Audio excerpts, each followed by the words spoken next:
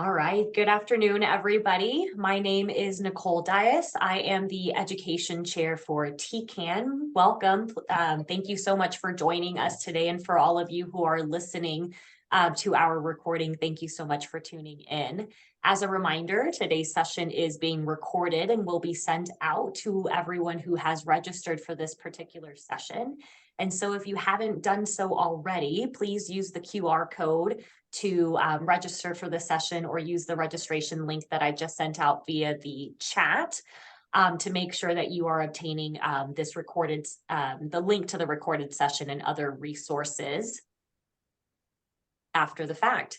Additionally, on subsequent slides, you'll see another QR code, and that QR code is for our post-session evaluation survey. So for those of you who have to hop off early, we'll be sharing the evaluation link into the chat throughout today's didactic and panel. And also the QR codes that follow will be towards that evaluation survey. Everyone who completes it will have access to our TCAN Job Search Handbook and Resource Guide, and also we'll be sending out the Zoom chat text to everyone who repeats the evaluation survey. All right, next slide. So again, welcome everybody to the second webinar of our job search series. And today's topic is how to do the private practice job search didactic and Q&A panel. As a reminder, we do have upcoming sessions that will focus more on the interview day itself and also on contract negotiation. Next slide. So the outline of today's presentation, the first half hour or so will be spent on didactic, going over some common questions that individuals have regarding how to do the job search from a private practice lens. And then the majority of our time today will really be spent in our panel asking particular questions. So thank you so much for all of those who submitted questions. Feel free to send questions to either myself or our moderator, who I'll introduce momentarily, or to the individual speakers or panelists as well. We will try to work through any questions that get chatted to us throughout the talk today, and also towards the end in our panels. Also, as a reminder to our speakers and panelists, feel free to use the chat to answer questions and provide different perspectives during the didactic and panel session. Next slide. So I'd like to introduce our moderator for today's session, Sydney Crabtree. Sydney's from Kentucky. She did her residency and fellowship at the University of Louisville. And she, after fellowship, worked in a private practice position from 2018 to 2020 with Norton Children's Hospital, and is now the program director for the fellowship program at the University of Louisville. I will now send it over to Sydney. Thanks, Nicole, so much. Thanks, everyone, for joining us today. I'm really excited for you all for this session. And I know, previously thinking back when I was a fellow, this would have been amazing to have this opportunity to kind of hear going into looking for a job about the opportunities that are out there. And so I'm really excited to not only hear from for you all to hear from our didactic speakers today, but also a panelist that we have that represent various areas that I think can give a lot of insight and hopefully answer a lot of questions or maybe help you think of some things that you hadn't thought of before throughout this process. And so I'm happy to welcome two of our didactic speakers. The first one is Dr. Bhatia. She did her residency at Emory, fellowship at the University of Alabama in Birmingham, previously in private practice in Northeast Ohio, but currently now is at Rush at the medical center there, covering in the community, but is assistant professor. She has interest in the neonatology workforce, particularly research there, early career workforce, and career development of fellows and early career neonatologists. So really excited to have her as one of our speakers today. Additionally, also would like to introduce Dr. Sharma, who did her residency at Brookdale University Hospital and Medical Center in Brooklyn, fellowship at Cleveland Clinic, and is currently a neonatologist with Envision Physician Services in Texas. Her interests are hypoglycemia, pain and sedation, as well as cultural implications in the management of NICU patients.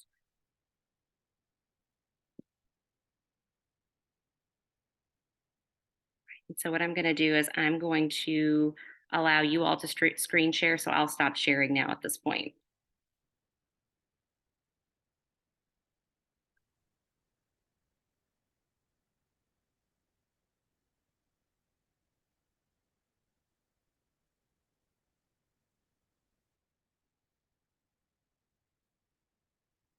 Can you hear me? Hi. Yes, we can hear you. Hello, everyone. I'm Anudeepa Sharma. I'm an early career neonatologist with about 4 years of experience. I have no financial disclosures or conflicts of interest. This presentation is based on my experience and aims to be informative, but not prescriptive towards decision-making in the job search process. To talk about the structure of private practice neonatology, an individual or small group private practice is owned by an individual or a small group of people. Relatively few truly private practice groups exist in neonatology. Some of those positions are advertised, but most are known only by word of mouth. A larger corporation can also own a practice. This is more common. It can be a single specialty practice, for instance, neonatology only, or a multi-specialty practice where the group takes responsibility to employ subspecialists. Large national corporations follow some rules that apply to the entire practice. They may additionally have regional divisions for administrative ease. Every site may have variations in policies and procedures. In the same region, every subgroup may have differences in call schedule and rotation. For instance, one group may cover several hospitals, whereas the other covers only one. Nurses and allied staff are typically employed directly by the hospital, whereas physicians and mid-level providers are employed by practice groups that the hospital may have a contract with. Hospital-based employment models also exist, where neonatologists are employed directly by the hospital, but these are fewer in number. A wholly academic versus non-academic structure still exists. Sorry, I think my slides are a little off. So a wholly academic versus non-academic structure still exists. However, there are many opportunities with an overlapping basic structure. Several private employment opportunities exist that carry options to perform at intermediate levels. For instance, many universities and traditional academic groups are acquiring new NICUs with an option for a clinical track where you may have an academic appointment. However, service obligations may be very similar to how it is in private practice.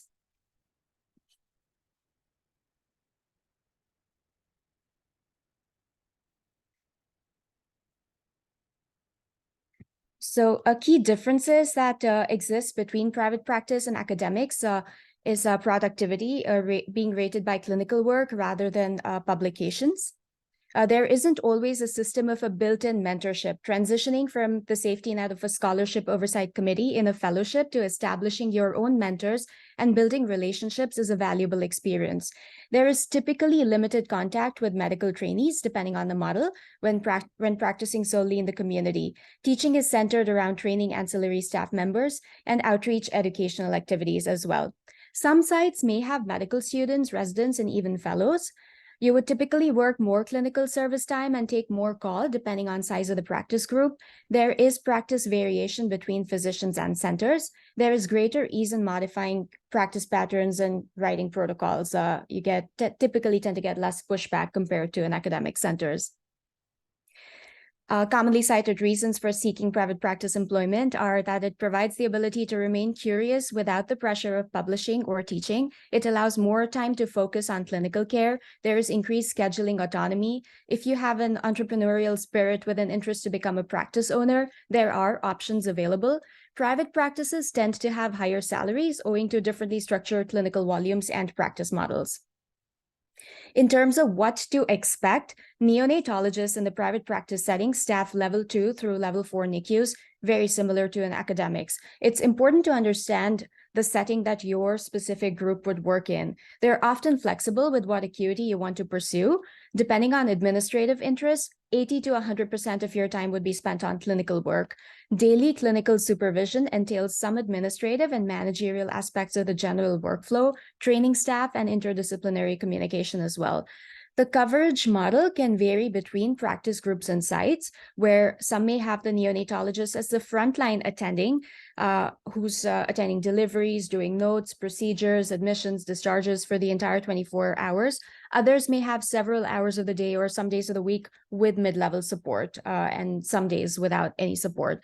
Some practice models utilize mid-level providers and medical trainees, if available, as the frontline.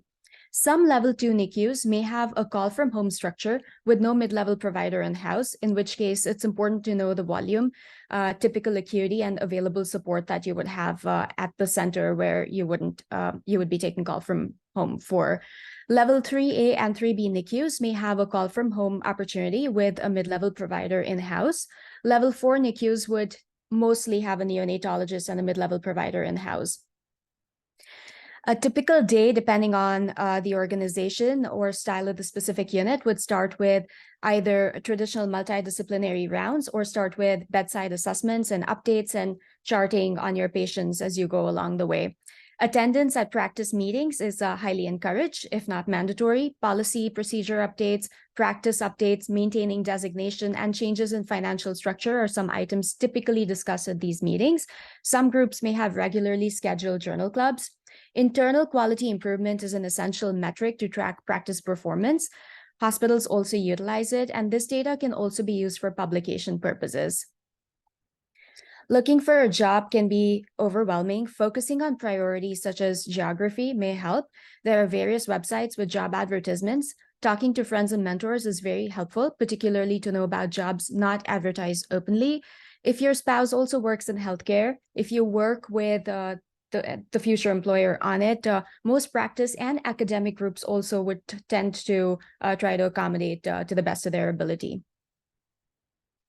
After applying, it's important to know that the NICUs we work in become like our extended family. So an in-person visit is highly recommended, even if you've done several virtual visits and spoken with a lot of people. It's important to meet or at least speak with as many neonatologists and mid-level providers in the group as possible to know more about daily functionality and what to expect. Just like it is important for the employer to know if you're a good fit for the job, it's important for you to know if the job is a good fit for you. It's good to explore the EMRs at different sites if there's more than one site. Some sites may use multiple EMRs at the same time. Some practice groups may utilize a second software for just billing and coding purposes that you'd need to familiarize yourself with in addition to the actual EMR. It's good to understand the pay structure, such as base salary, RVU incentives, benefits, CME reimbursement, and additional reimbursement, if any. Bonuses is also important. For compensation data, MGMA has an authentic reputed source where you can look up data. Vacation time in private practice is typically built in the schedule, since the days when you're not scheduled to work are considered your time off, but some practices may have additional provisions for specific vacation time. Most medical practices still have a non-compete clause, which is important to understand what it means and good to know how strictly that specific practice implements it. If applying with a visa, heed timelines and ensure that both parties are aware early on that you need a specific visa and how things would work. During the interview, feel relaxed, observe, ask a lot of questions. They're interviewing you, but you're also interviewing them. See if this environment would make you happy 1 year from now, or 5 years from now, or 10 years from now. Plan for a second visit if needed. And to understand work culture and goodness of fit, there really isn't a recipe in 1 or 2 meetings, but it's important to gauge employee satisfaction. Now, happiness and satisfaction may be subjective, so a well-rounded perspective, talking to a lot of people, helps make a better decision. Explore opportunities for future growth, such as the ability to develop a niche within the practice, or decrease work hours if needed in the future, or support with additional courses or degrees if you'd like to pursue one, such as an MBA or a master's in medical management. Or if you would like to pursue a partner track where after working for a certain number of years, you would consider their buy-in criteria where you would become a part of or co-owner of the group. There may also be setups where you could purchase shares or be a stockholder in the corporation as well. There is no wrong decision. There's just a lot of experiences. Moving from academics to private practice and vice versa are both possible. However, they're both accompanied with their own challenges because you get used to a certain working style and workflow. It's okay to move from a lower acuity to a higher acuity NICU as well, and the other way around. But that flexibility may decrease with time if you've been in a certain setup for more than a certain number of years. It's also okay if despite your due diligence, you need to change jobs. Sometimes it's just a necessity like a family obligation, or it may be to explore upcoming opportunities that interest you more than what you previously thought at that specific stage in your career.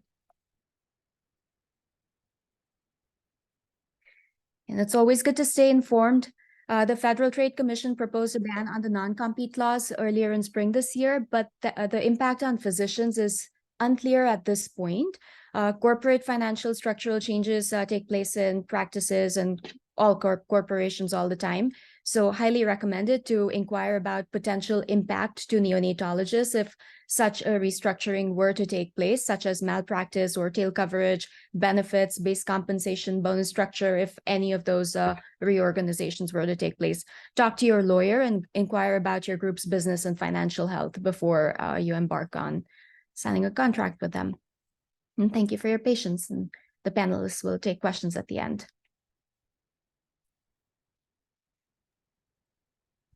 Thanks, Dr. Sharma. That was really great.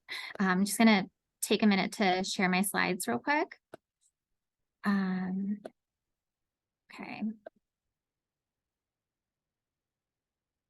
Okay. Can you guys see this okay? Yes. Okay. So, hi, my name is Anisha Bhatia. I am currently at Rush University Medical Center, and I cover out in the community for the group. And I am the current chair of the AAP Trainees and Early Career Neonatologists Subcommittee of the Section on Neonatal Perinatal Medicine. So I'm here today to just kind of review some survey data. I've been involved in some survey research, both from the early career perspective, as well as from kind of like a more global throughout all stages and career types as well. And I thought that some of this data might be helpful for everyone to review based on the questions that have been submitted for the session. So the first survey that I'm going to talk about is the 2021 AAP Section on Neonatal Perinatal Medicine Workforce Survey. My co-investigators on this project were Eric Horowitz, myself, Holly Rooch-Ross, Lauren Barone, and Mark Hudak. Our first kind of analysis of the data that we collected from that survey was a look at 5 self-identified career paths amongst neonatologists. We really just kind of wanted to characterize the career paths to kind of better understand like how people best self-identify, because it's very clear people function in many different roles as a neonatologist. And so this was more to kind of understand what the pulse of our field is. So 5 different career paths and definitions were assessed. The paths that were defined were clinician, which involves neonatologists who are engaged in direct patient care, administrators or leaders who participate in practice leadership or have an administrative or service role within an organization, clinician educators who basically function as clinical educators for the either trainees or ancillary staff, clinical experts who are involved in protocol development, publications of book chapters, and publications in other areas of their expertise, and then physician scientists who either are basic scientists, clinical scientists, or health outcomes or service researchers and or public health researchers. So we hypothesized that career types within neonatology have distinctly different profiles on relative domains of clinical work, scholarly effort, administrative responsibilities, total effort, and compensation. So in our methods, we conducted a survey of all board certified and board eligible neonatologists from July to November of 2021. We had an overall response rate of 39%, consisting of 2,113 respondents. We performed bivariate cross-sectional comparisons using t-test and means and Wilcoxon tests and medians, and analyzed a subset of responses consisting of 1,204 neonatologists who self-identify with one of the 5 career paths defined. The majority of respondents identified as clinicians, so that was used as the reference for all comparisons. So in defining our respondent characteristics, like I said, the majority self-identifies as clinician, majority were female, majority self-reported as Caucasian, majority were within the age range of 41 to 45, went to medical school in the United States, carried memberships to both AAP and section, and interestingly, the majority of respondents were from District 6. So getting into the results, when we're looking at clinical work across career pathways, what we found is that clinicians overall had the highest calculated clinical hours per year, reported out as 1,728 hours. And they were also more likely to work within level 3 NICUs compared to all other career pathways. Clinical educators reported working fewer clinical hours, roughly just under 1,300 hours, and overall fewer weekends. Clinical educators and clinical experts overall reported the highest median outpatient days, which I know it's kind of interesting. It's possible that they may be more involved in your developmental follow-up and or just NICU follow-up in general. And physician scientists overall reported the lower or lowest clinical work hours at just over 1,000 hours. With respect to scholarly work across career pathways, ultimately what we found, which was interesting, is that administrators engaged in more research and they were more likely to hold full professorship. Clinical educators and experts engaged in more research compared to clinicians and also held higher academic rank. And similarly, for physician scientists, they were overall found to hold the highest intramural funding, principal authorships, higher academic rank, and more likely to be on tenure track. For administrative duties across career pathways, clinicians overall held fewer leadership roles, and for those engaged in leadership, medical and or program director was the most common role. Administrators had more protected time, and they were more likely to serve in leadership as division chief or chair of a national committee. And physician scientists who were engaged in leadership were more likely to serve as medical and or program directors as well. When you look at compensation across career pathways, so this slide is pretty important. I think it's important to kind of take note of this. Administrators overall, and this is, of course, people who are at later stages of their career, they overall report the highest median base salary. While that isn't necessarily significant, statistically significant in our analysis, you can see that the base is reported at $270,000. With overall total cash compensation reported at just over $310,000 as well. Clinician educators received slightly lower total cash compensation. Clinical experts, similar trend, and also physician scientists as well.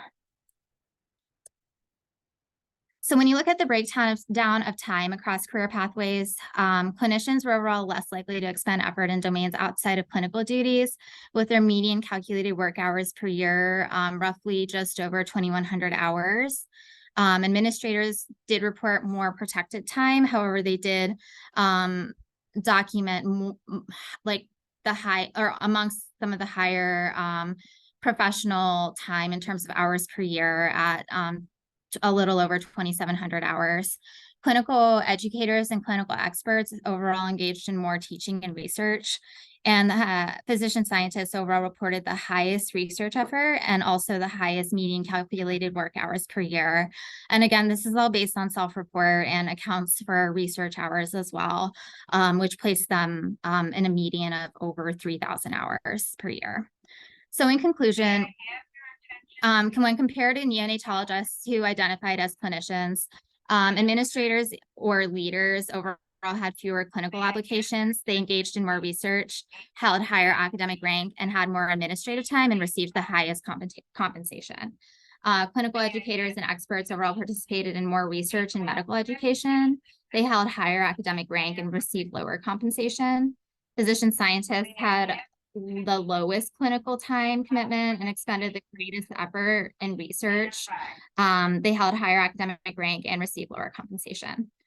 So this second subgroup analysis is really just to kind of compare gender across the 3 different career phases of a neonatologist. We define that as early career, mid, and late career in 10-year intervals. So early career was less than 10 years out from fellowship, mid-career was 11 to 20 years, and later career was greater than 20 years from fellowship.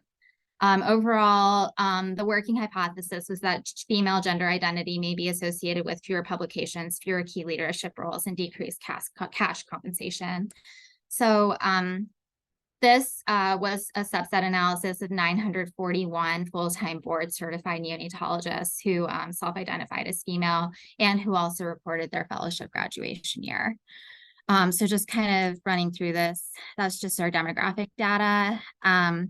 And when this is a big table, I know it's busy, but really all it's meant to say here is that there were minimal differences seen in clinical duties across gender and career phases of neonatologists, and there were not any significant gender differences that were seen in administrative or leadership duties for neonatologists across career phases. But this kind of gets into more information about academic appointments, understanding that early and mid-career females were more likely to hold assistant and associate professor appointments, and later career males were more likely to hold more principal authorships and more likely to hold higher academic appointments, especially those who were later career compared to earlier mid-career neonatologists. Gender identity of note was unequally distributed across career phases, so that is one of our limitations to kind of keep in mind for that slide. In a comparison of total cash compensation, we did not see any differences for early career neonatologists, but when you look at mid-career and later career neonatologists as well, overall the median base salary increased overall for males in mid-career, and subsequently, even over later career, it is noted to be higher, and bonus earnings are noted to be higher as well, yielding a higher total cash compensation for males compared to females. And this is, again, just runs through benefits, comparing males to females, early, mid, and late career, and overall, what this is meant to point out is that later career males overall reported higher bonus earnings compared to females. And again, note that gender identity was unequally distributed. So in conclusion, for this subgroup analysis overall, we didn't see any meaningful differences in clinical duties or administrative roles, but we did identify some meaningful differences in academic rank and financial compensation. So this is something that we definitely need to explore further, and is currently in progress now to kind of understand the impact of gender identity across career phases. So the second survey that I'm going to talk about is the 2020 AAP Trainees and Early Career Neonatologist Workforce Survey. My co-investigators on this project were Matt Nastander, Ashley Luck, Sarah Bernstein, Shiva Gotham, Eric Horowitz, and Colby Day. So really this project was meant to really better understand the transition from fellowship to early career attending employment, and better trying to understand like what factors influence those decisions, and overall feel like the guidance that is provided in fellowship is sometimes not the best. And so that's where TCAN aims to kind of fill that gap with sessions like the one that you're attending today, in addition to kind of better exploring this in the literature as well. So our overall objective here was just to analyze and define compensation and related employment characteristics of early career neonatologists. It was a 61-question survey. We used convenience sampling validation in comparison to previous studies in terms of defining our questions. We administered it in 2020 over a 4-month period with 2 reminder emails. And our questions overall looked at clinical service time, NICU level of acuity, protected research time, compensation, benefits, availability of advanced degree education, and promotion requirements of university affiliated and non-university affiliated practices. So we overall, we've had a response rate here of 348, which puts us at just above 26% for our overall response rate. The majority graduated in 2020 and self-report as female. Majority graduated from United States medical schools. They majority resided in the Northeast and self-reported as working in a university affiliated group. With respect to their academic appointment, majority reported being on a non-tenure track academic appointment, as most often as assistant professor. With respect to practice description, majority actually worked in larger practice groups consisting of greater than 14 neonatologists, and majority self-reported as covering level 3 to level 4 acuity units. In terms of structure of clinical time, majority self-report having their clinical time structured as 2-week blocks, and call type, it kind of varied across the board, with the majority taking in-house call or a combination of in-house and home call. So this is a quantile distribution evaluating salary for early career neonatologists, and overall found that the median salary of all respondents was $220,000, with a 95% confidence interval ranging from $215,000 to $225,000, interquartile range of $200,000 to $250,000. And you can see the lower and upper limits of 185 to at the 10th percentile, and at the 90th percentile was as high as $285,000. As far as factors that were significantly associated with compensation of early career neonatologists, we overall found that year of fellowship graduation and academic rank did significantly influence salary and multivariate quantile regression. And those key findings were specifically in 2016. This is kind of an interesting trend where we found the highest earning median income were self-reported amongst the 2016 fellowship graduates at $250,000 compared to the 2020 graduates who self-reported at $216,000. The estimated median salary increased by 12% with promotion from instructor to assistant professor, and then increased by 18% with promotion from assistant to associate professor. So making that jump in academic appointment was actually associated with some financial gain as well. So in conclusion, for early career neonatologists, we overall found that salary was correlated with years of experience and academic rank. We do strongly feel that greater formalized education is needed on employment models for optimizing career fulfillment of graduating fellows and early career neonatologists. And kind of consistent with our previous survey I reported on, there were no significant gender differences that were noted in earnings. I just want to share this slide just to talk about future directions in our professional advocacy that's happening within the section. We have several organizations that are focused on kind of increasing advocacy for our profession and kind of hoping to improve staffing and clinical workload for neonatologists. All Pathways focuses on defining the different pathways that neonatologists can take and try to better meet professional needs of all neonatologists that are members of the AAP.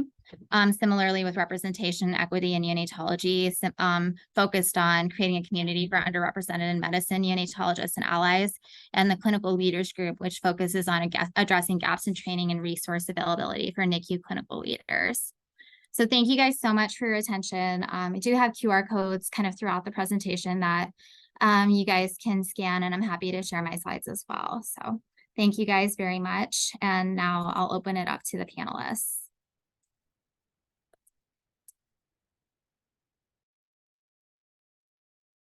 Fantastic. Thank you all so much for all of that information. That was wonderful. I'm going to share my screen to get back.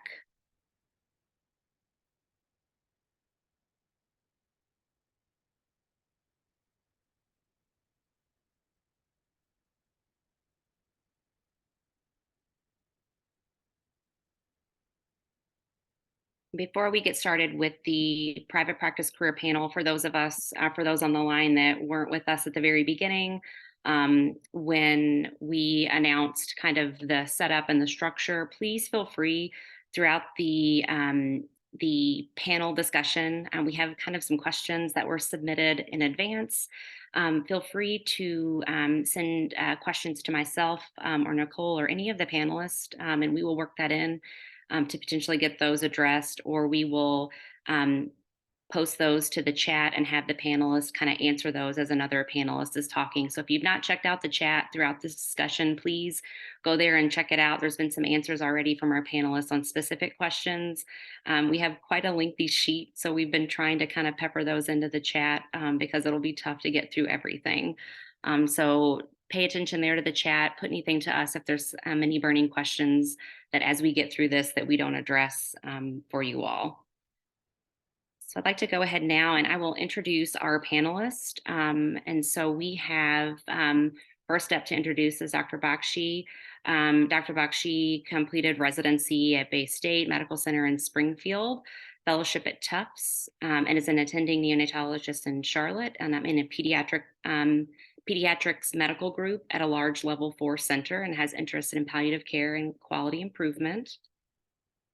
Our next panelist is Dr. Kathra, did residency at Children's Hospital of Orange County, fellowship at University of California in San Diego, is currently Associate Professor of Pediatrics and Director of Research at Sharp Mary Birch Hospital for Women and Newborn, is in a level 3 large private unit, has interest in delivery room resuscitation and point of care ultrasound. And then last but not least is Dr. Schaefer, who completed residency at University of Texas Southwestern, Baylor College of Medicine in Texas for fellowship, and is currently a neonatologist with a pediatric subspecialty faculty, and has interest in diagnostic errors in the NICU and surgical NICU patients. And so welcome to all of our panelists for this Q&A, particularly around private practice, their experience, what they can bring. And so we'll kind of go through some set questions, but I'd first of all like to thank our panelists for joining us and all the insight that they are going to provide and taking time out of their busy schedules to join us for this session. And so we're going to run through some questions. What I'll do is for our panelists, I will kind of have you all go one at a time. That way we can get through everyone. And then if we're running short on time, we may add in some additional questions and skip through a few others. And so first, we'll start with Dr. Schaefer. If you wouldn't mind to describe the practice that you're a part of. All right, hi guys, thanks for having me today. So I'm Grant. I'm a relatively recent grad. I finished fellowship in 2020 and joined the Children's Hospital of Orange County, or CHOC group, right after. My group is about 80 neonatologists and about 300 300 subspecialists in total. We're part of a foundation, so it's a relatively unique California thing, but we can't have hospital employed physicians out here. And so we are part of a foundation that essentially is affiliated with hospitals, but it functions in the private practice model. We cover a wide range of NICUs, about 18 now in Southern California, with CHOC being our major referral hub where ECMO and cardiac babies are handled, all the way out to the high desert communities that are home call level 1 units. So the practice varies quite a bit for us, and it varies quite a bit in terms of what your practice looks like depending on where you are. We also do have a fairly limited APP presence in this group compared to some of the others, only at CHOC and only a small portion of our patients. So we serve as the frontline clinicians for the majority of babies seen by us, which is about 40,000 deliveries a year now in Orange County. So I don't want to take up too much time with that. I know there's lots of other questions. So that was kind of my group as in a nutshell. We do function quickly in the hybrid model as well. We are affiliated with University of California, Irvine, and we have UCI fellows who rotate with us through CHOC as well. Fantastic, thank you. I'll have Anoop go next. Yeah, no, thanks again for inviting me. I guess I'm technically mid-can, not T-can. I finished fellowship in 2010 at UC San Diego, and so I'm part of a 12 neonatology private practice group. So we have primarily our main, what we call the main hospital is Sharp Mary Birch, which is an 84-bed NICU. It's a level 3. We are next to a children's hospital, so a lot of our cardiac babies get there, but we're mostly a delivery center, and we cover 2 other level 2s as well. We don't have any university affiliation. I have some because of the research that I do and some of the grants we have as well.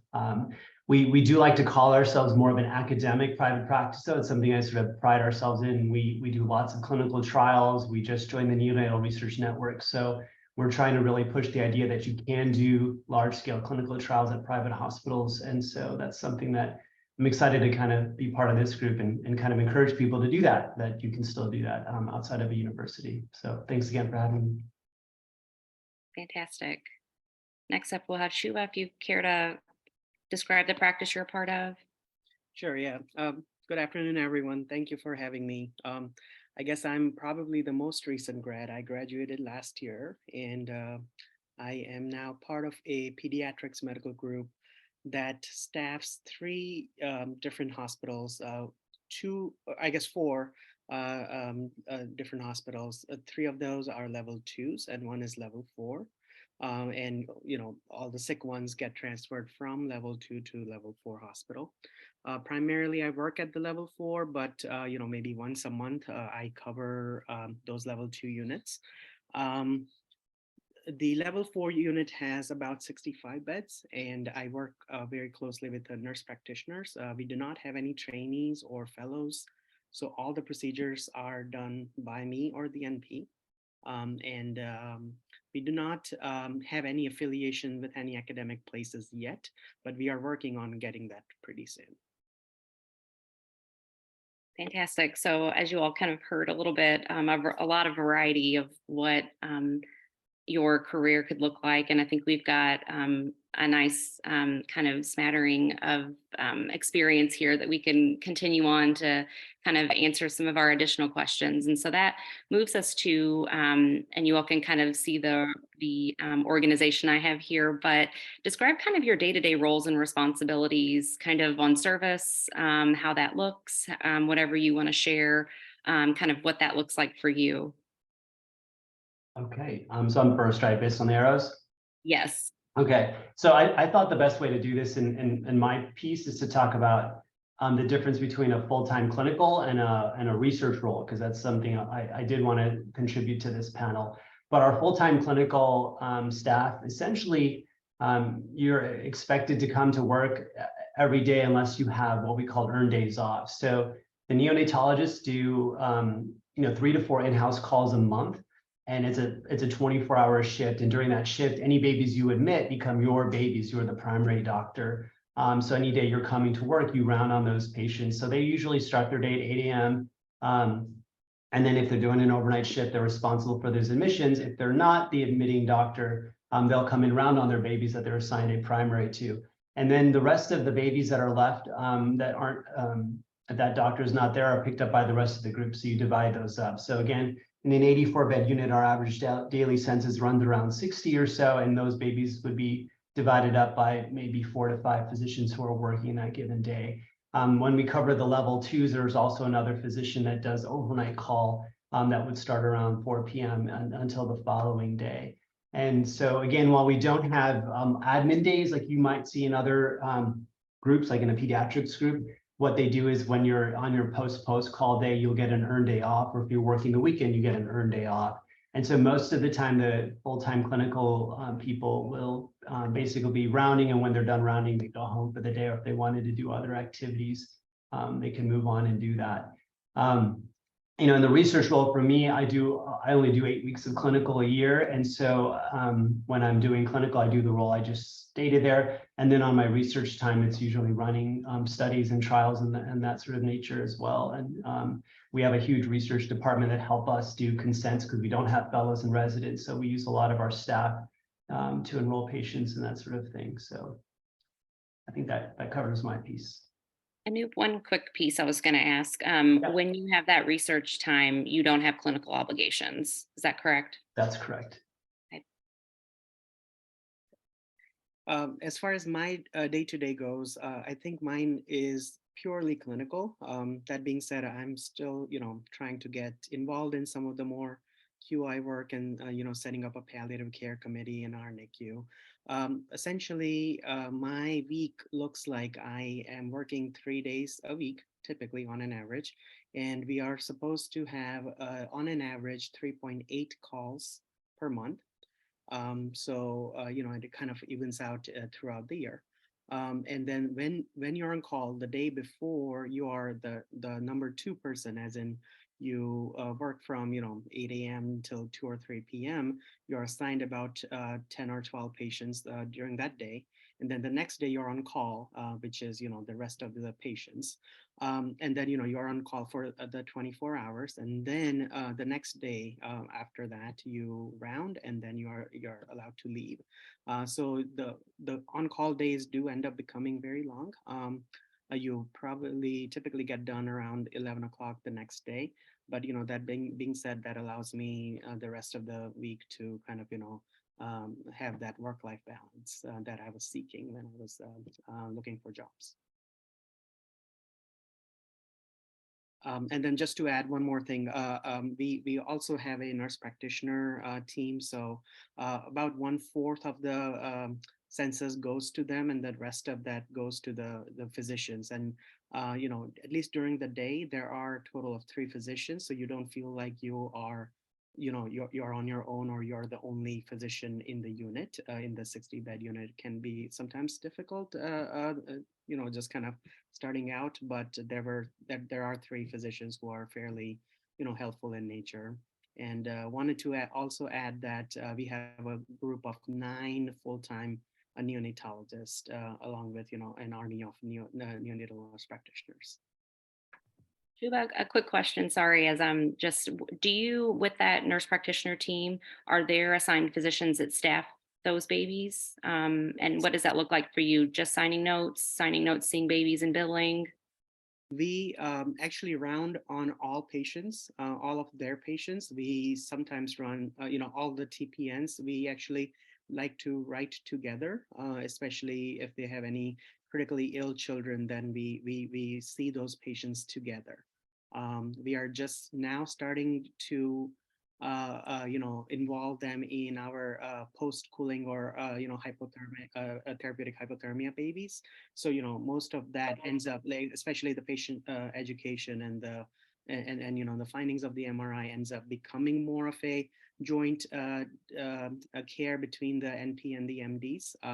So we are there as a resource for them. But most of those, if they have a feeder grower, then those typically end up becoming we co-sign the notes and then bill for them. Great, thank you. All right, I apologize in advance, guys. Our schedule is a little complicated, so I'm going to try to explain it the best I can. Our clinical schedule involves 7 in-house 24 calls a month. That is every month we do. Generally, that includes 2 weekend calls, and then we're expected to be available for service Monday through Friday. That varies a little bit. Our service model is a little spread out just because we staff so many units in the Southern California area. CHOC has about 7 teams, each with a physician on it. There's 1 team with residents and fellows, and 1 team with APPs on it, and the remaining 5 teams are attending only patients.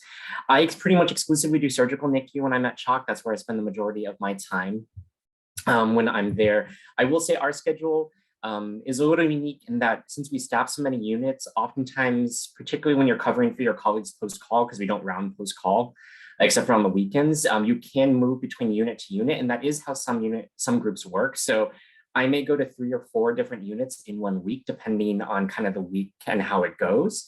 I do have service weeks. So I do, weeks where I do kind of a full week of service with a call kind of sandwiched in between, but there may be weeks where I do a call at 3 or 4 different calls at 3 or 4 different hospitals throughout the week. I round on the surgical NICU, which is an attending only team. So we get to know our physicians very well.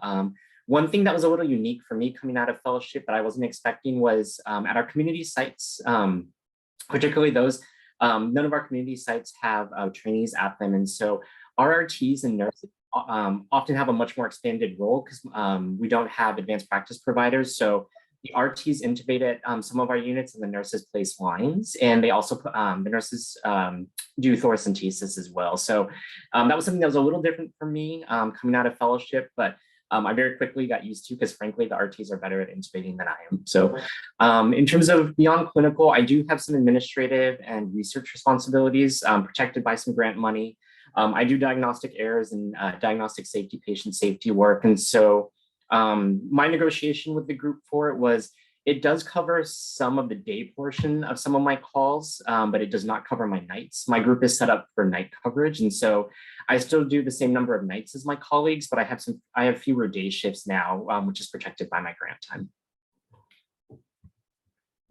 Fantastic. Thank you all. Before I move on from this question, something that had come up in the chat, and maybe briefly you all could just say, is what your call teams kind of consist of when you're on overnight, and who all's there with you? Yeah, I can go first on this. So I have a nurse practitioner that's on call with me at night. And then just to add a little bit, because Grant brought it up, we have something unique in California called ALS nurses, advanced life support nurses, that can actually go to deliveries, do thoracentesis and lines, kind of what he was referring to. So there are nurses that go to deliveries and help us, but they kind of act, in my opinion, like a third-year fellow that can do a lot of procedures and help you along as well. Yeah, so when I'm on call, I'm on with one other nurse practitioner. I do not end up going to all the deliveries, only, typically less than 30 weeks. But, since I'm just starting out, I typically say that, for less than 34 weeks, call me because I want to, be there for them. And then as Grant pointed out, our RTs can also intubate, and our nurses can, do the PIVs. Our nurses are trained in only PICC lines, but not the UVCs or the UACs. So those are still, the physician's responsibility or the nurse practitioner's responsibility. We typically divide our call nights in half and half.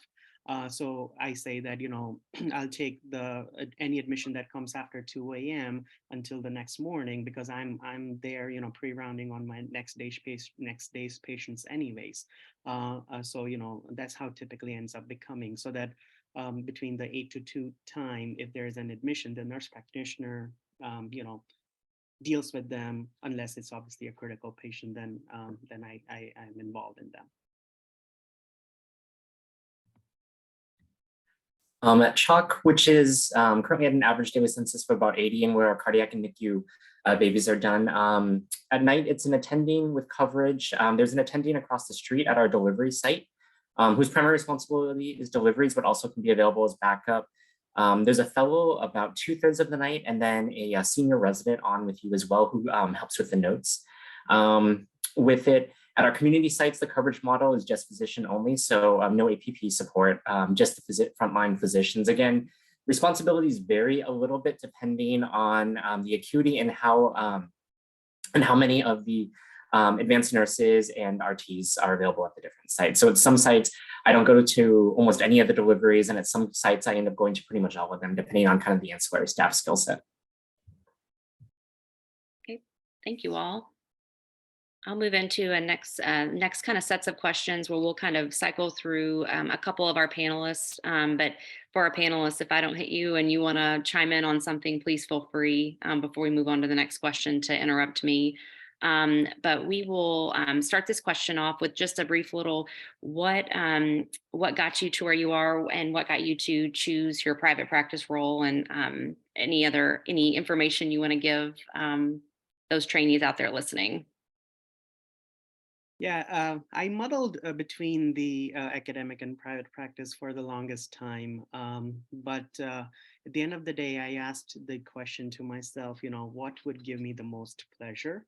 I had done research work, I had done, leadership and academic work in, residency through the fellowship. And then, I realized that truly taking care of patients and, the clinical work, being involved in policy making was probably the most important aspect of neonatology to me, and thus I ended up choosing a practice that kind of focused on that. The other thing, I wanted to focus on was work-life balance. I have very young kids. I have a 2-year-old and a 1-year-old. So, wanted to kind of, find a practice that allowed me to spend some time with them as they were growing up. That's why I ended up choosing the private practice route.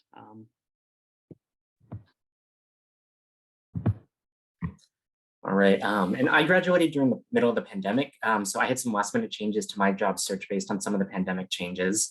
I chose my group because it allowed me to have a really nice balance of a lot of the things I liked about the large level 4s, like we do ECMO, we have cardiac kids, we have surgical kids at CHOC. But I get to be very hands-on, and my group has been very interested in kind of expanding some of the research footprint that it has. And so it also allowed me to pursue some of my research interest. I will say, mine is patient safety related, so it's a little easier to pick up and transplant from one site to another than say maybe some of the clinical trials or certainly basic science research. But my model allowed me to kind of do everything I wanted to. And since there aren't as many people in my group focused on some of these things, it also, if you are interested in the private practice setting and have a group that's interested in that as well, it can open some doors a little faster for some of the things in terms of not everyone may have the same pathway. I would like to say real quick, and I agree with Anoop for that question in the chat.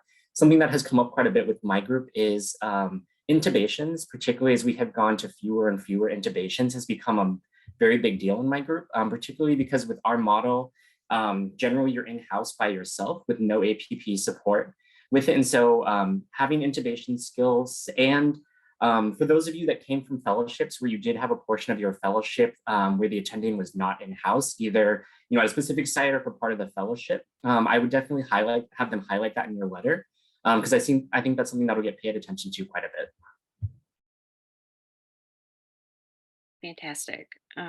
This next question kind of really, I think you all have kind of answered a little bit. So I may ask this in a little bit of a different way, as I've seen some questions in the chat, because you all really have talked a lot about what your work is like and what it is that you do and why you've chosen where you're at. But one piece that has come up in the chat as I'm scrolling through that some participants have asked is talked kind of about how your group, maybe as you're working in your group, are there guidelines that are followed? Are there folks that are a part of a guideline committee when it comes to clinical decision making? And what does that look like? And Grant, sorry, we're kind of starting back with you, but maybe you can touch on that with regards to clinical decision making and guidelines as a group, and then Anoop after.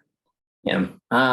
Yes. So we spent a lot of time kind of working on these guidelines as a group. We were very fortunate that Terry Ender just joined our group from Boston. And so along those lines, we just rolled out some new guidelines for cooling the mild HIEs. And that was something that kind of went through our group's review process and was vetted at multiple levels, kind of at different sites, particularly because we cover so many sites with so many hospital administrations that potentially have varying expectations for kind of how things are approached.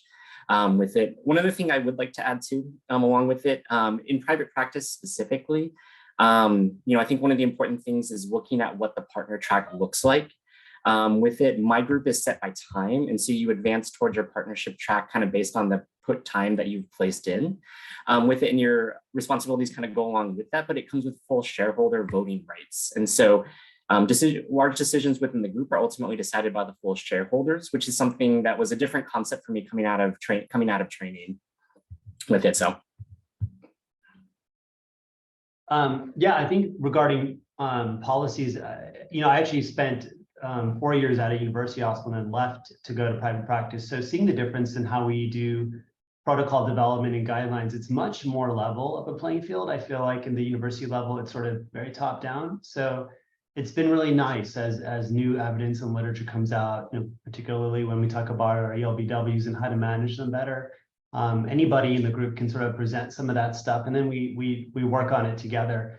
We've definitely had, with the newer crop of neonatologists coming in focusing on QI and picking projects that they want to work on too, it's really helped us really get better buy-in. I do think historically, as we heard in the talks earlier, private practice tends to be a little more of a mishmash of practices, but I do think there's been a bigger push for really trying to standardize things, particularly in these higher risk populations. So if I can add one more thing. So if there is any opportunity as a new fellow for you to get involved in policy writing or QI, or if if your group is looking to revise their current policy, please get involved. That's how you will get to know the current literature. That's how you'll get to know who's who of your organization, nursing leadership, as well as leadership of the ancillary services. So definitely look for opportunities to get involved once you start up your new job. That's perfect, because I just got a question in the chat that kind of alluded to that piece of how marketable as a fellow that has QI experience. And then I think that kind of could potentially lead into, experience on a guideline writing committee or a revision committee potentially as a fellow. And so does anyone want to speak to how that from a marketable standpoint, from a candidacy, having that QI, which I know there's kind of a baseline expectation for fellows, but how important that is when you all are looking at candidates or interviewing candidates that come in. I mean, if I can give maybe my example. So on my interview day, I was scheduled to interview with the nutritionist or, the pharmacist too. And, my QI work in fellowship was related to, mineral supplementation or iron supplementation in the NICU. And so, we ended up talking about that more than, the actual, like other things in that designated time. And, once those people found out that I signed with this practice, we are now working on revising the same or applying the same literature in our new practice. So, it just kind of is a good conversation starter, and it's definitely going to make you more marketable.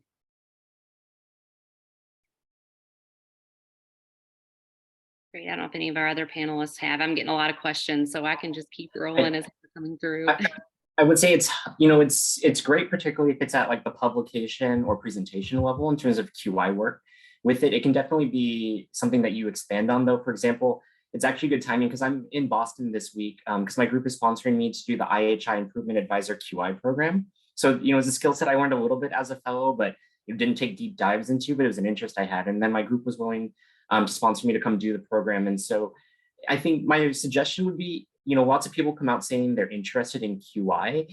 If you have a specific interest in QI, I would have a plan for how you might implement that as part of that group or a specific project you might take on. Because otherwise, just saying you're interested in QI, I think, doesn't help you, doesn't stand out as much during the interview process as saying like, hey, I have some background in QI, but specifically, this is a project I might want to work on, or specifically, this is one area where I think this specific method can be applied, sticks out quite a bit more during the interview process. Yeah, fantastic. I think, echoing on that in my previous experience when we had interviewed candidates, candidates that came in and said, I'd love to, could there be funding for me to attend the Cincinnati's quality improvement course, or I'd like to do X, Y, or Z, or is there an opportunity for leadership training or Greenbelt training or those kinds of things? That spoke more volumes than someone that completed a QI project and fellowship and had interest in it. So thank you all for that insight. One thing that before we move on to some more questions that had come up, you all have all kind of touched on a little bit about experience, clinical experience, maybe solo call exposure, those kinds of things, and speaking to that. Where is it best to place that, at least is that during the interview process? Is that in a cover letter? Is that in letter of recommendations on the CV? Where would you all recommend that being advertised?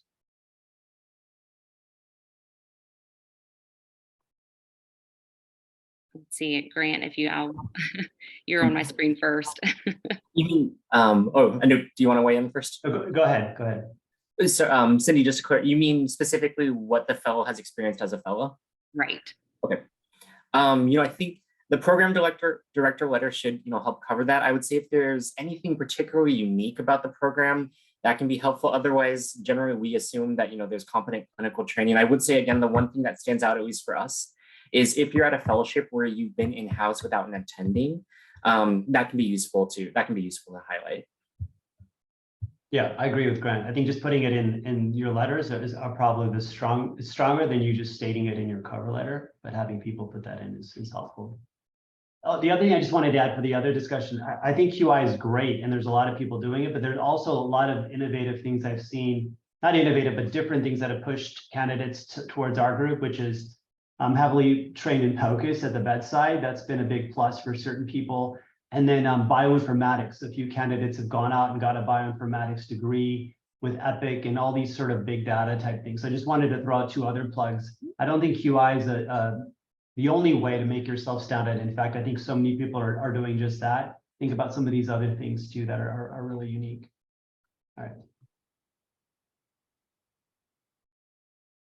Thank you all. Kind of switching gears a little bit, and I know a lot of you all have access to academic institutions, or your children's hospital do a lot of these things. But when you're at a community center, potentially where you're not right there with what you need, how difficult is it to manage critically ill patients without the resources right at your fingertips that we're all used to in fellowship training, and then balancing that with transferring and those kinds of things, and relying on some of your consulting services from afar.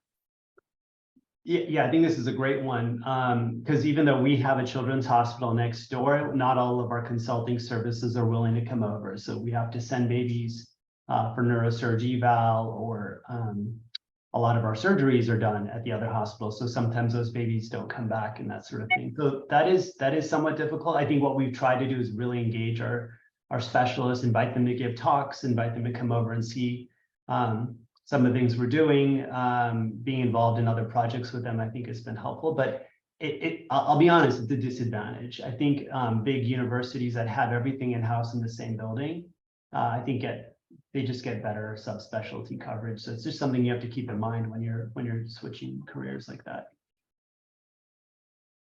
Yeah, I would echo what Anup said, that it's difficult, especially when you're fresh starting out. Up until a month ago, I had a neurologist and a cardiologist just at the tip of my fingertips, and now I don't. I think realizing that can be tricky when you're beginning or starting out. What has helped me is whenever you actually end up talking to one, let's say it could be at your own institution or at a different institution or the referring center, whatever pointers they have, just write it down. I have a book that's kind of becoming bigger and bigger, especially starting out, to kind of their key points or key management recommendations or things to watch out for when you have a need for a consultant, so that the next time you have a similar patient come up, you can kind of apply those similar principles. I think that has helped me the most transition from fellowship to private practice. Anyone can kind of touch on this, but do any of you all feel kind of pressure when you do make that transfer, and how do you navigate that, or is that not an issue? I mean, it's going to be there, whatever you say, right? Even in an academic center, it's going to be there that people are going to evaluate you as an attending, as a fresh out of fellowship. The nurses are going to look at you differently. The nurse practitioners are going to look at you differently. It's always good to know that our medical director is just a phone call away. Or when I started out, I was partnered up with a kind of a mid-career attending who was kind of like, who is still kind of sort of like a mentor for me, and I can reach out to her even in the middle of the night, and she would give me recommendations. So knowing that exists as a backup reassures you, and obviously belief in your training that you have seen everything, and you can handle anything that can kind of walk through is definitely key. One thing I found with our practice is, so I spend about a third of my time at the community sites outside of CHOC. And a couple points with that. One, I would say if anyone is interested in joining a private group that has a large level 4 with full subspecialty support affiliate, if it's part of a network, I would very strongly recommend you spend time in both your community affiliates and at the main hospital. You know, different practices, and to understand your group and your network. If you're joining a network, it's really important to see both. Interestingly, I've found actually the subspecialists, at least this has been my experience, the subspecialists tend to actually have more be more willing to go with our plans when I call from the community sites. Like when I call, you know, I say, hey, this is my plan, this is what I'm thinking, like, and unless they have really strong feelings about it, generally they're more willing to kind of go along than as opposed to when I'm at CHOC, where they tend to be a little more hands-on with it. You know, there's lots of things, you know, I think that could go either way with it, but I've found the expectation often is by the specialist of the units in the community that the neonatologist will maybe play a larger role in the management of some of those patients, which has been an interesting experience for me.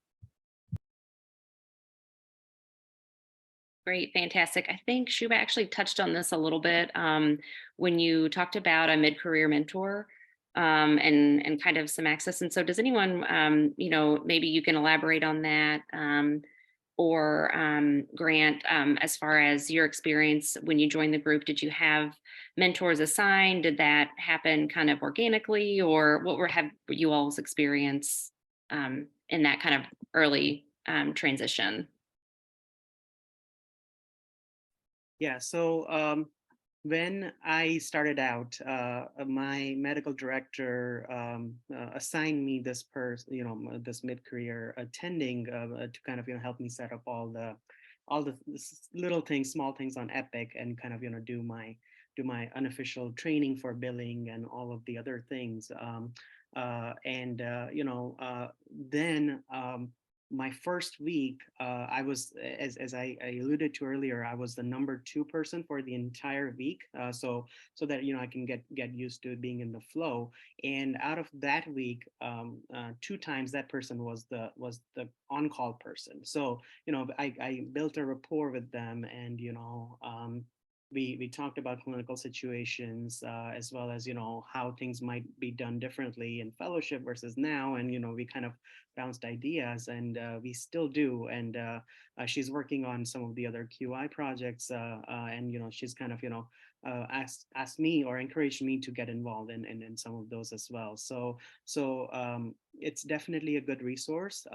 That being said, it just worked out that I was assigned to her, and it just kind of worked out. If for some reason your personalities don't match, or your working style is different, it's okay to reach out to other people. There are 8 other people in my group, so I can certainly reach out to anyone anytime, and they would be happy to be a good resource for me. Similar, mine happened kind of organically. My mentor from fellowship still plays a huge role kind of in my career. And so I'm still in regular contact with him. And he was very helpful with kind of guiding some of that transition. I do think, as a new person coming through, part of it does depend on the group dynamics. Is your group hiring a lot of new people? Is your group hiring, a lot of people in general? Is it hiring like mid-career and new people? Because I think that dynamic can be kind of helpful. If there's a lot of new fresh grads coming through, I think there might be a little more attention and focus on, on mentoring and making sure we kind of transition them through. If the hires are fewer and farther between, or if, there's a lot of mid-careers and only a few newer people being hired, then, I think that dynamic you might have to be a little more intentional about it. For me, part of it kind of corresponded to, as I figured out the group, kind of tracking people's different trajectories and figuring out who was following a trajectory that I probably would like to follow. And then, cultivating relationships with them. But similar to how it worked kind of in fellowship, I think probably the difference is, you're no longer a trainee, you're now a colleague. And particularly at a lot of, depending on kind of the employment model, you're often going to be a partner with these people. And so kind of having a slightly different approach to, this person, you're asking them not to kind of just mentor a trainee, but to kind of grow someone into partnership with them. Yeah, and ours is somewhat similar to what you've already heard, where the first few weeks we don't do overnight calls. So our director tends to be the one to sort of check in with you continually, but you're really just there to sort of passively take in a lot of the way the ebbs and flow work with admissions, billing, and that sort of thing. So there's a lot of oversight for the first few weeks, and then you start taking in-house call. But we do try to help our really junior people pretty closely as they're coming in, and because that's mostly what we've been hiring over the last five or 6 years. Fantastic. Thank you all for that insight. I'm navigating some more questions, so I'm going to go to this next screen, the next set of questions here, that kind of shifts into more kind of as you're interviewing or as you're looking at places. And there's a lot of questions on being a competitive candidate that I'm kind of getting that hopefully we've already touched on. But one of these that had come through on the pre-question asks were, when you're interviewing and you're, looking at specific places, is it okay to ask your future employee to send information for people there that maybe you didn't get to meet on the interview day, to ask about their experiences with the practice? Yeah, absolutely. I think I replied to that in the chat as well. Our medical director actually, I don't know if it was COVID related or whatever. He set up all these Zoom meetings with all of these people, these partners or potential partners, and then I think what they did is kind of have an informal meeting and kind of talk about the candidate and then invite them for an interview. So if this does not happen from their side, definitely ask to kind of be connected to those people that you didn't get a chance to talk to. Yeah, I agree. I mean, I think that seems to be the norm these days. Great. One other thing I would throw out too, if you guys are using your your current fellowship contacts, your alumni network, and all of those things, as you kind of reach out to look, don't forget that each time you reach out to someone, that is an opportunity to kind of introduce yourself to the group. And so it's always good to kind of put your best foot forward. You want to ask, questions that get you the answers you need, but don't forget, they're going to be evaluating you too, just like you would during an interview, anytime you reach out and talk to them. I think this question just came across in the chat, which is kind of good timing, and as we're talking about the private practice, like how the interview process kind of differs between, those of you that interviewed with both an academic or a private practice, how those interviews look different. If anyone, Anoop, I know you've had experience on both. If you want to comment on how an academic versus private practice interview maybe be structured. Right, yeah, and I saw that in the chat. Yeah, the big one is that talk. So for UC San Diego, I had to do a presentation to get, and then go through interview for people that weren't even in my department. But in neonatology, but we're within pediatrics, because you're really trying to get in a recommendation to the chair, who then sort of signs off on you getting an academic appointment and signing on with the group. Private practice was just basically having several groups of people sit down with you, talk with them, chat with them. If someone couldn't, you just pop over to their office. It was very informal in terms of the structure, but we would have several groups that just would chat with the candidates, go out for lunch, go out for dinner, that kind of thing. And over a day or two, you meet them. It's very different.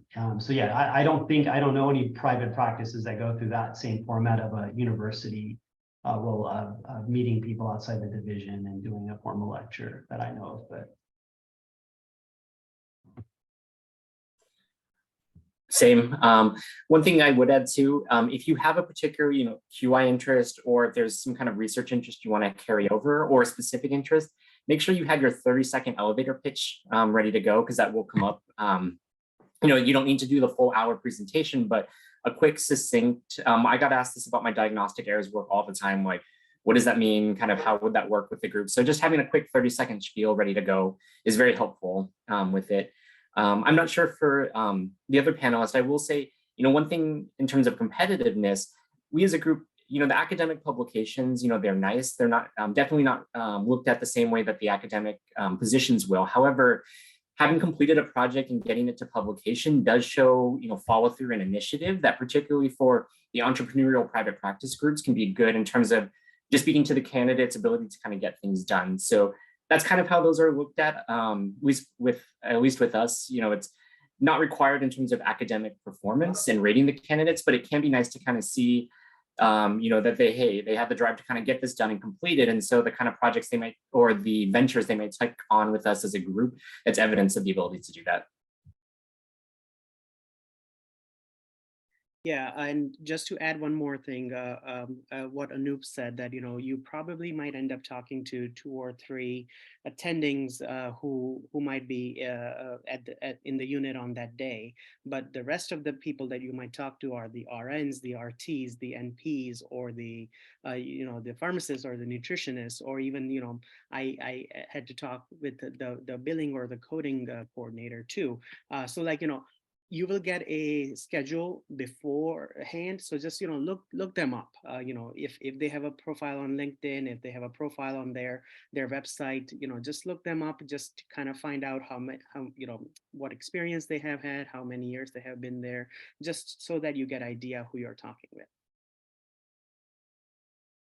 Fantastic. All this is great advice. I'm gonna move in before we ask our panelists kind of their last pieces of advice for you all, is to kind of talk about how does your work life kind of integration compare now to that during training?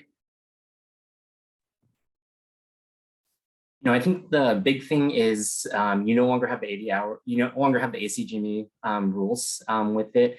Again, in my group, you take 724s, you do 724s a month and are expected to be available for clinical service. So that being said, I moved to Southern California during the middle of the pandemic, not knowing anyone, and even working this schedule, I was still able to meet a partner and develop a long-term relationship and do a lot of those things I envisioned myself doing as an attending. So it's very possible, I think, in large part because as an attending, there is some more control over things as opposed to fellowship where you have a lot more requirements, but understanding that the work requirement is probably going to be more significant. And again, that varies a lot by practice location and practice setup.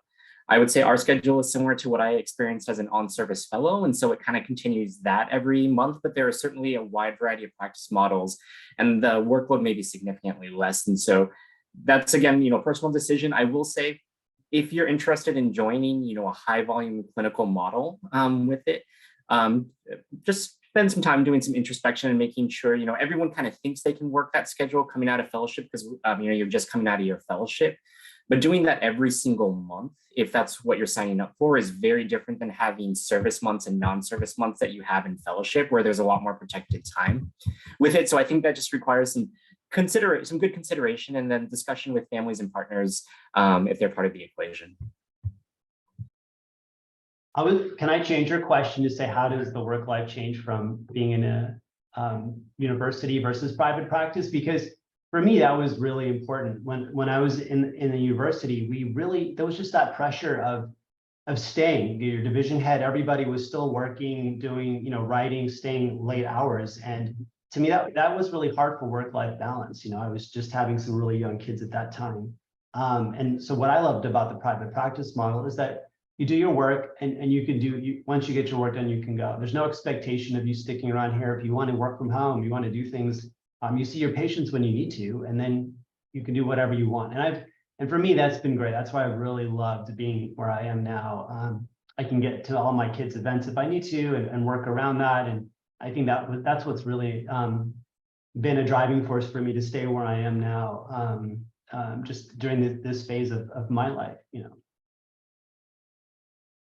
Yeah, I think I would echo both Grant and Anoop that it's been drastically different going from fellowship to the current responsibilities that I have. I can spend more time at home right now with kids, but when the kids start going to school, I can still have that opportunity to do more QI work or more leadership role, or more involved in just extra clinical duties or clinical hours that I can choose to. So I also have some partners who do business outside of medicine, and who are authors, or who are running a successful non-medical thing outside of work, and then they're really good at it. So I think the work-life balance ends up becoming an important thing when you're in private practice. Great. Thank you all for all that. We'll kind of cycle back through in this same order on any last kind of pieces of advice as we've kind of gone through this panel discussion that you have for the fellows out there that have joined the call with regards to the job search and kind of that process.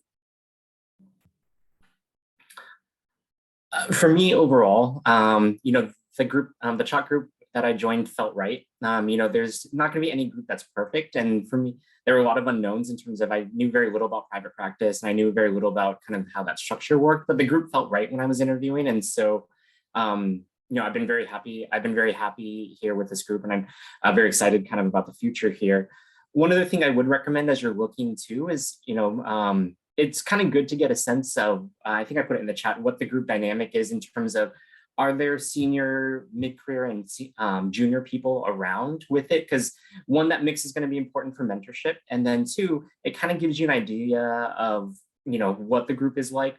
So oftentimes, if there's only senior and junior people in that group, then there may be a bit of an imbalance in terms of what the workload is.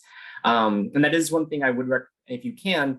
It varies by group, but taking a deep dive at your contract and looking specifically what the expectations are for how you work. Like oftentimes the contracts may not have a ton of room for negotiation, but you want to know what you're signing up for. And many of the contracts are very specifically worded in a way that can be helpful to have a lawyer take a look at and give you advice on, because it can have a very big impact on your quality of life. Yeah, I think everything Grant said, that was spot on. The only other thing I would say is just don't box yourself in. I think a lot of time we get caught up with, well, if I'm going to do the university route, it has to be this. We already know that you can have an academic appointment and be at a university and you don't have to do trials. You can do other projects. You can be an educator. And the same is true for private practice too. You can create roles that work and that fit with what you want. And I think too oftentimes we worry that there's this big fork in the road that you have to do one or the other. And I really truly think you can do both. You can get R01s in a private group. You can go out and do big QI projects.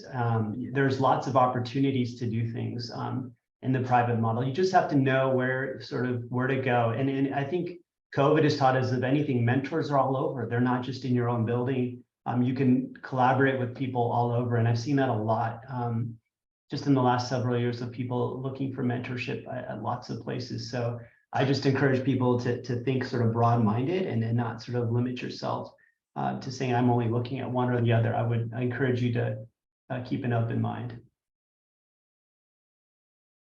Yeah, just take a deep breath. It's okay. There's going to be a job out there for you. You have worked through residency, you have worked through fellowship, you have worked through research and QI projects, and you are a good, competent doctor. Believe in your training and believe in yourself that you are going to get the job that you want. Keep asking, keep pestering people. It is never enough to not ask. Definitely reach out to all the contacts that you may have. Or reach out to all the medical directors. For the lack of a better word, keep pestering them, and eventually you are going to get the job that you want. So we wish you all the best, and feel free to reach out to any of us, if there are any questions. Great. Thank you all so much. We're kind of starting to round out on time, and I'm going to, I can hand this back over to Nicole, but I did want to take an opportunity to really thank our didactic speakers, as well as our panelists for taking out the time today and all of this wonderful insight that is there that you all provided for us. Yes, I completely echo that as well. Thank you all so much for tuning in today. As a reminder, we will be sending the recorded link and also posting the recording to our channels. Please include your email at the end of the post-session evaluation survey to receive our job search series handbook and resource guide, as well as the Zoom text from today's presentation. And lastly, we do have some upcoming sessions in June. We will do this exact same thing, but from an academic lens. And in July, we will have a session focused mainly on tips and tricks in regards to interviewing both academic and private practice. And then we have a nice little hiatus, and in early October, we plan to have the negotiations and how to handle multiple job offers talk and Q&A session. So thank you again to everyone who participated today, to our wonderful speakers and our amazing panelists. Thank you.